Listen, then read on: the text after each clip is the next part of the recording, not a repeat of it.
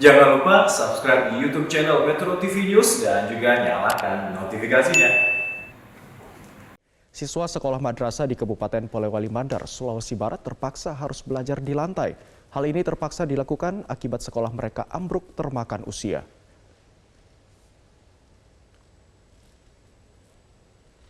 Seperti inilah kondisi sekolah madrasah Ibtidaiyah di Penatangan, Desa Petambanua, Kecamatan Bulo, Kabupaten Polewali Mandar, Sulawesi Barat yang ambruk pada Jumat pekan lalu.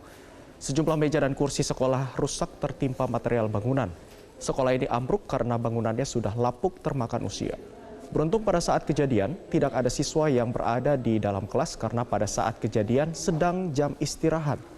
Akibat kejadian ini, siswa terpaksa harus belajar di lantai tanpa menggunakan meja dan juga kursi. Ruang yang mereka tempati belajar adalah salah satu ruang guru yang juga dijadikan sebagai perpustakaan sekolah. Menurut siswa, mereka merasa tidak nyaman saat belajar di lantai karena badan mereka terasa sakit karena harus terus membungkuk. Selain itu, sejumlah siswa lainnya juga terpaksa menumpang di sekolah lain karena khawatir jika suatu waktu ruang kelas lainnya ikut ambruk. Sementara itu, pihak sekolah mengatakan sekolah ini memiliki 5 ruang kelas yang kondisinya sudah mengalami rusak parah. 2 diantaranya yang telah ambruk dan sudah tidak dapat digunakan lagi untuk belajar.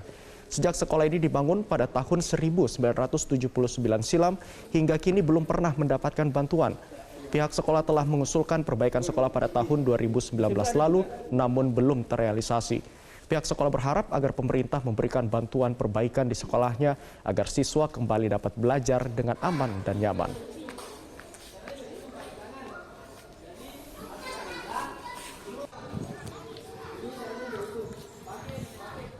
Sementara itu, pemirsa, akibat rapuh, sebuah bangunan kelas di SDN 2 Cangkoak, Kabupaten Cirebon, Jawa Barat, ambruk pada Rabu pagi. Akibatnya 4 kelas terpaksa belajar di emper kelas karena tidak adanya ruangan belajar.